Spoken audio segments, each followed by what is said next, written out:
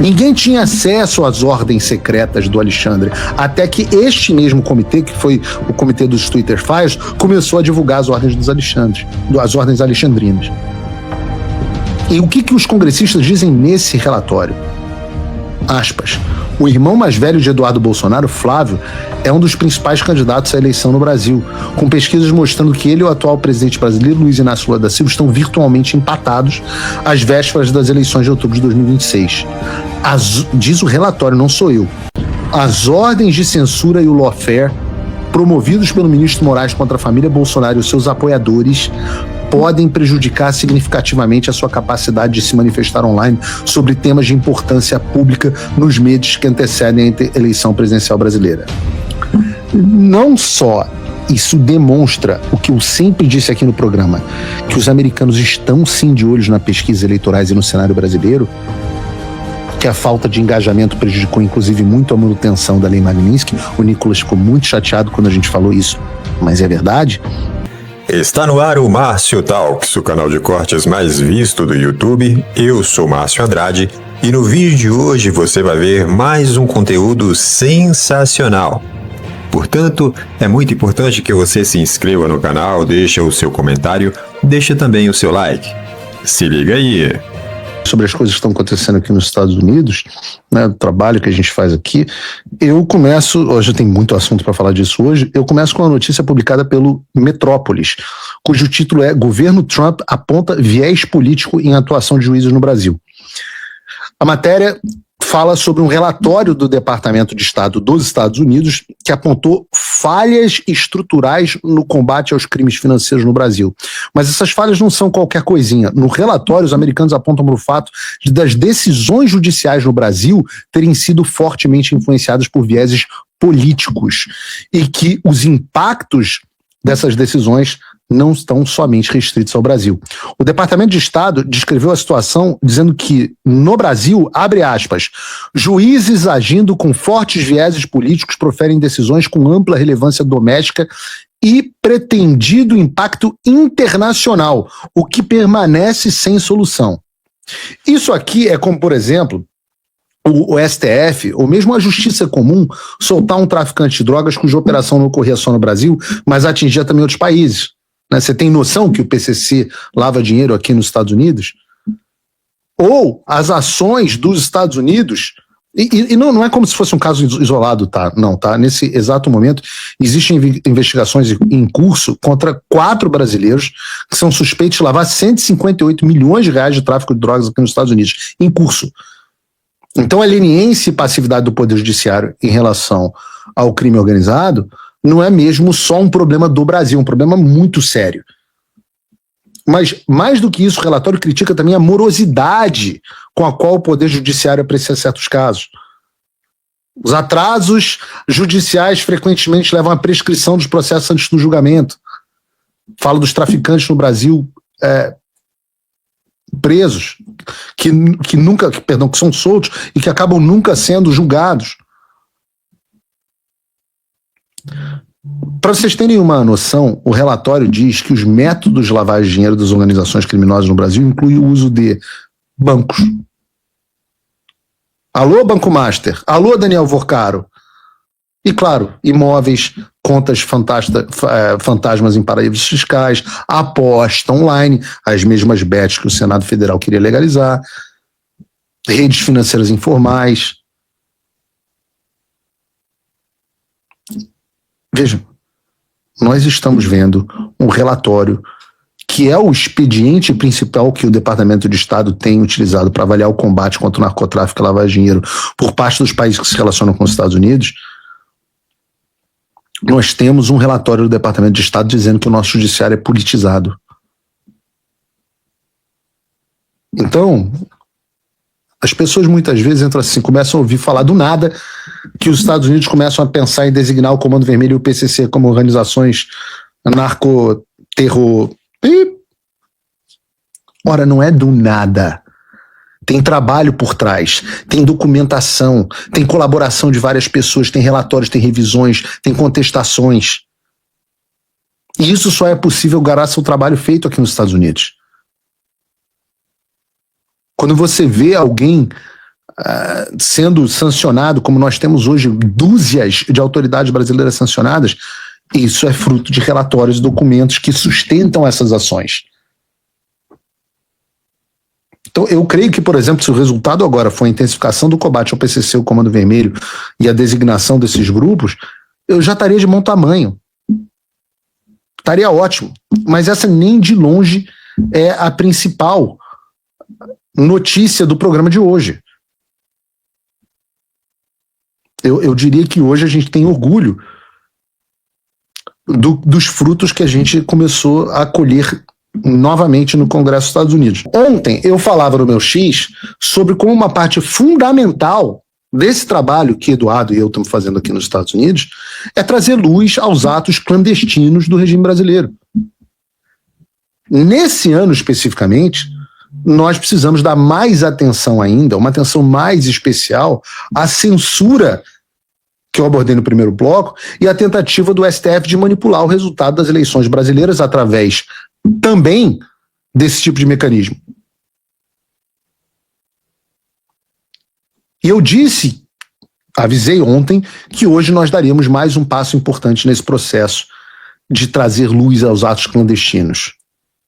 E que a gente entenderia a extensão da perseguição a Eduardo Bolsonaro e a tentativa do judiciário em desequilibrar o jogo político contra o Flávio Bolsonaro. Como sempre, a gente sempre tem, né, os negacionistas, é tic-tac, 72 horas, por aí vai. É isso que, no entanto, 24 horas depois aconteceu exatamente como eu disse que aconteceria, com um novo relatório, dessa vez do poderosíssimo Comitê Judiciário do Congresso dos Estados Unidos.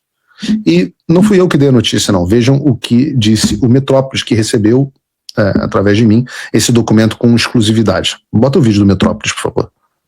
É um relatório do Comitê Judiciário do Congresso dos Estados Unidos que fala especificamente sobre ataques à liberdade de expressão no Brasil.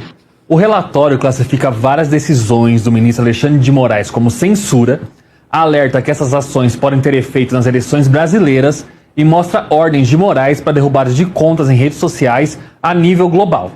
O relatório foi obtido pelo jornalista Paulo Figueiredo junto a fontes no Congresso dos Estados Unidos. Sobre as eleições brasileiras, o documento elaborado pelos congressistas americanos diz que as ações de Moraes podem levantar suspeitas sobre o pleito. Abre aspas. Mas Paulo Figueiredo, você deu notícia para o Metrópolis, para a coluna da Andresa Matais, para o Sam Pancher, não sei o quê. O timing dessas ordens de censura que impedem a família Bolsonaro de se manifestar livremente na internet nos meses que antecedem a eleição presidencial brasileira pode levantar questionamentos sobre a lisura do próximo pleito presidencial. Essas preocupações são ampliadas pelo fato do Supremo Tribunal Federal ter emitido ordens de censura semelhantes contra conteúdos negativos sobre o candidato Lula durante a eleição de 2022, que terminou decidida por uma margem estreita de menos de 2 pontos percentuais. Fecha aspas. O relatório também mostra decisões sigilosas do ministro Alexandre de Moraes enviadas a Big Techs norte-americanas.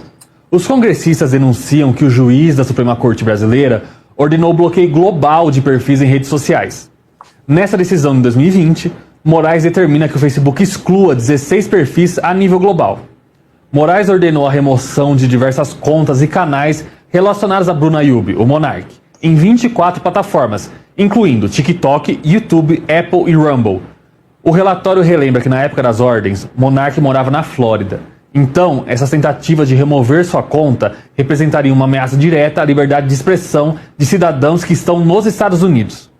O documento conclui que os direitos de expressão dos americanos nunca devem ser restringidos por autoridades governamentais estrangeiras que buscam silenciar a dissidência além de suas fronteiras, e que esses ataques à liberdade de expressão representam uma ameaça clara e crescente aos direitos constitucionais dos americanos.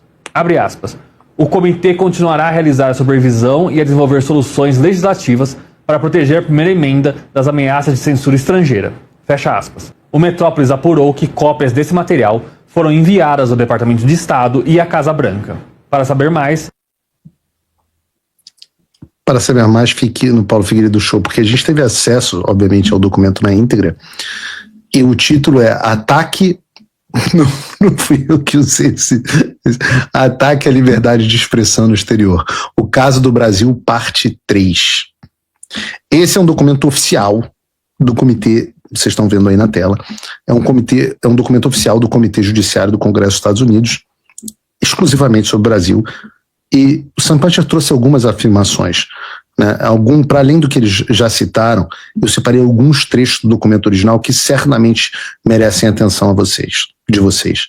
Em um dos casos, o relatório diz que o regime brasileiro chegou a enviar ordens para plataformas como o X, mandando derrubar postagens que elogiavam o presidente Donald Trump e criticavam Joe Biden e o USAID.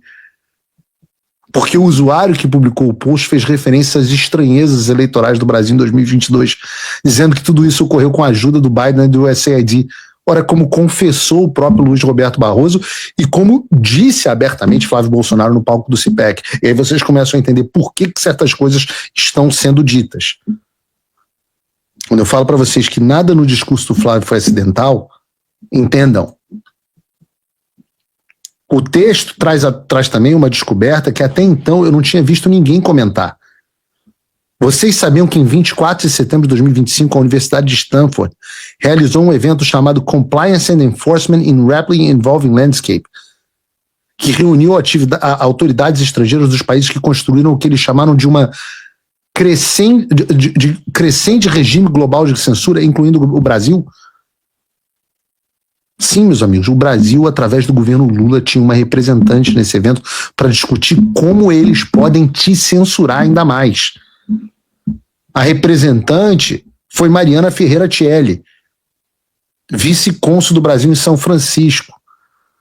E aí que é engraçado, porque eu cheguei lá no Congresso para uma reunião com eles, para a gente debater os dados e tal, e o que eles tinham. Aí eu sento na mesa de reunião e eles falam assim: você conhece Mariana Ferreira? Aí eu falei: conheço, claro. Mariana Ferreira conheço, claro. Mariana Ferreira foi minha diretora de jornalismo na Jovem Pan.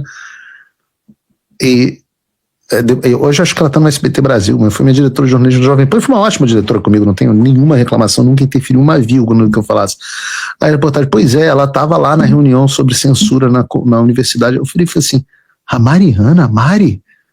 Não era outra Mariana Ferreira, essa era Mariana Ferreira Tielli, que é vice-cônsul do Brasil, que estava lá, e tinham várias, aquele Julian Neyman Grant, a comissária de e-safety da Austrália, Gerard Graff, enviado sênior da União Europeia para assuntos digitais, Julia Geniletti, responsável pelas políticas do famigerado Digital Service Act, Jonathan Porter, assessor econômico sênior do Office of Communication do Reino Unido.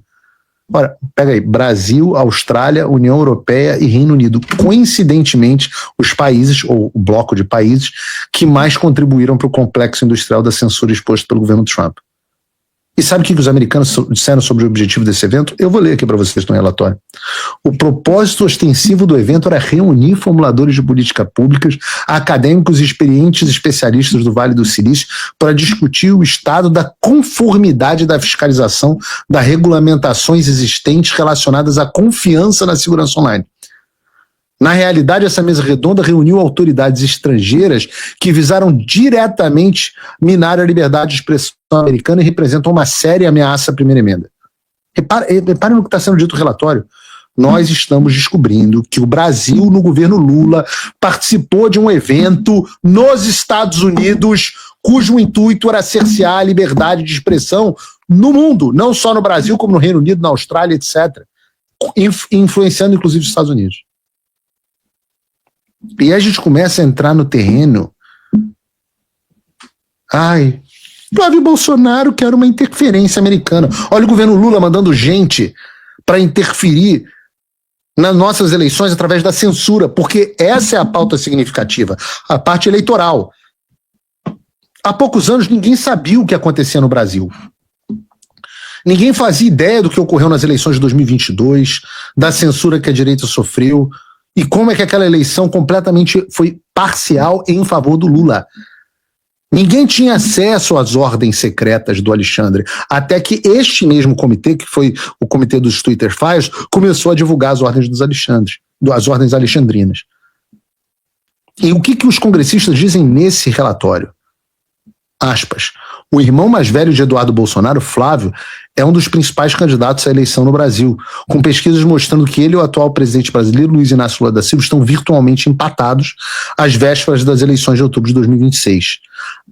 Diz o relatório, não sou eu. As ordens de censura e o lawfare promovidos pelo ministro Moraes contra a família Bolsonaro e os seus apoiadores podem prejudicar significativamente a sua capacidade de se manifestar online sobre temas de importância pública nos meses que antecedem a eleição presidencial brasileira. Não só isso demonstra o que eu sempre disse aqui no programa, que os americanos estão sim de olhos nas pesquisas eleitorais e no cenário brasileiro, e que a falta de engajamento prejudicou inclusive muito a manutenção da Lei Magnitsky. O Nicolas ficou muito chateado quando a gente falou isso, mas é verdade. Mas demonstra que os americanos estão bem conscientes do que está acontecendo. Que as ordens ilegais do Alexandre contra a família Bolsonaro e seus apoiadores podem sim prejudicar a capacidade da gente se manifestar e do Flávio se manifestar online sobre os temas mais importantes do Brasil. E a gente viu isso em 2022, quando era proibido falar que o Lula era abortista, amigo do Maduro, com ligação com o tráfico de drogas. E isso, evidentemente, tem um impacto eleitoral. Sem contar a maquininha. Isso não tem nada a ver com maquininha. Isso torna a eleição desleal. Em outro texto do relatório, eles dizem o seguinte: as ordens do ministro Moraes direcionadas à família Bolsonaro parecem ter caráter punitivo. Somadas às ordens de censura dirigidas àqueles que criticaram ao Supremo Tribunal Federal, essas medidas levantam preocupações de que, olha essa parte, o ministro Moraes esteja usando ordens judiciais para atingir os seus oponentes políticos. Continua o relatório. Essas preocupações são reforçadas pelo fato de que o ministro Moraes esteve entre os ministros do Supremo Tribunal Federal que votaram pelo recebimento da denúncia criminal apresentada contra Eduardo Bolsonaro, colocando em julgamento, ele é o relator, por sua atuação nos Estados Unidos em defesa da liberdade de expressão e das eleições no Brasil. Essa preocupação, em novembro de 2025, ocorreu ao mesmo tempo que o ministro Moraes expedia ordens às plataformas de redes sociais para obter informações pessoais sobre Eduardo Bolsonaro, que estava nos Estados Unidos. Vocês sabiam disso? Que o Alexandre tinha dado ordens às plataformas para darem dados pessoais do Eduardo? O relatório continua. Essas ordens e processos podem ser mais do que simples ações retaliatórias por parte do ministro. Elas podem ter, prestem atenção nessa parte, estas ações podem ter implicações para as próximas eleições do Brasil. Embora Eduardo Bolsonaro atualmente resida nos Estados Unidos para defender o seu pai e evitar uma perseguição politizada no Brasil, seu irmão mais velho, Flávio Bolsonaro, é um dos principais candidatos às eleições presidenciais. E aí entra aquele trecho que eu disse. Faz um momento dessas ordens de censura contra a família Bolsonaro, que impedem a família de se manifestar livremente online nos meses que antecedem a eleição brasileira presidencial, pode levantar questionamentos sobre a lisura. O Congresso dos Estados Unidos está dizendo o seguinte: a máquina de censura do Alexandre de Moraes pode levantar questionamentos sobre a lisura da próxima eleição presidencial no Brasil. Eles continuam. Essas preocupações são ampliadas pelo fato de que o STF expediu ordens de censuras semelhantes contra conteúdo negativo contra o Lula durante a eleição de 2022, que acabou sendo decidida por uma margem estreita de menos de 2 pontos. E essa é a parte mais importante. As ordens do Alexandre sobre o Jair, o Eduardo, o Flávio, não são ordens legais, são ordens punitivas para prejudicar adversários políticos. E isso pode ter implicações para as eleições de 2026. O que o Flávio pediu no seu discurso no CPEC? Que queria liberdade para o povo se expressar e queria eleições limpas. O que 5 dias depois o relatório do Congresso dos Estados Unidos diz? Que há um perigo das nossas eleições não serem limpas e nós não temos liberdade de expressão. como não tivemos em 2022. Flávio e Lula estão empatados na pesquisa, e aí você vai lá e impede o Flávio, ou o grupo político dele, o próprio Jair Bolsonaro, o maior fenômeno das redes sociais no Brasil, está proibido de usar redes sociais. Proíbe de manifestar sobre diversos assuntos que podem favorecer e prejudicar o Lula. Que eleição livre é essa? Eu repito, a gente já viu isso em 2022. Qual era a diferença? A diferença é que em 2022 o Congresso americano não sabia nem que o Brasil existia. Pelo contrário, em 2022 o Congresso era de maioria democrata e o Congresso estava aprovando resolução para que nós não questionássemos o processo eleitoral. O presidente dos Estados Unidos, Donald Trump, retirou ou revogou as sanções Magnitsky do Alexandre de Moraes e da sua esposa e dos escritórios e tudo mais. E aí o desespero bateu geral. Todo mundo desesperado. Ai meu Deus, acabou. E agora o que vai acontecer com a gente? O Alexandre de Moraes vai deitar e rolar agora aqui no Brasil? Bom, vamos ver o que vai acontecer com as ações do Alexandre de Moraes. Se ele vai continuar dobrando a aposta como ele sempre fez. Se fosse para eu apostar, sim, eu apostaria que ele vai dobrar a aposta sim.